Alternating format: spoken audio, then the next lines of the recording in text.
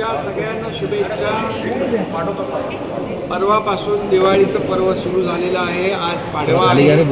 पाडव्याच्या देखील सगळ्यांना खूप खूप शुभेच्छा. हा पाडवा म्हणजे संकल्प, नवीन पर्व, सगळ्यांच्या आयुष्यामध्ये सुख समृद्धी आनंद घेऊन येऊ अशा मनापासून शुभेच्छा. सगळ्यांना शुभेच्छा. तमाम महाराष्ट्रातल्या लाडक्या बहिणींना, लाडक्या भावांना, लाडक्या शेतकऱ्यांना सगळ्यांना शुभेच्छा. बळीराजाचं आलेलं संकट दूर हो आणि त्याच्या आयुष्यात देखील हा पाडवा सुखाचे, आनंदाचे, समृद्धीचे दिवस घेऊन येऊ. भाऊबीजेच्या वाट बघत म्हणजे ते लाडक्या बहिणींच्या भाऊबीज मिळणारच.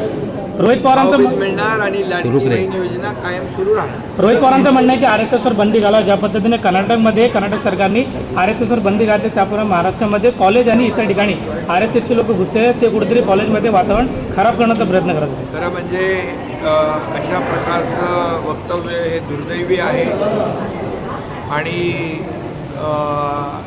निषेधार्ह आहे. याची निंदा, निषेध करावा तेवढा कमी आहे.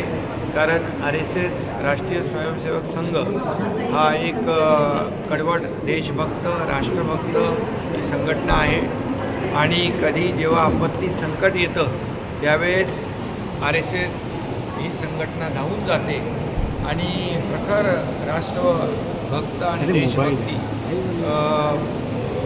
वर काम करणारं हे RSSचं संघटन आहे. आणि खरं म्हणजे अशा RSSवर बंदी घालावी असं म्हणणं अतिशय दुर्दैवी आहे, अतिशय चुकीचं. आपण पाहू शकतो उपमुख्यमंत्री एकनाथ शिंदेंनी लाडकी बहीण योजना सुरूच राहणार असं आश्वासन दिलंय. लाडक्या बहिणींना भाऊबीज देखील मिळणार आहे असं त्यांनी सांगितलंय.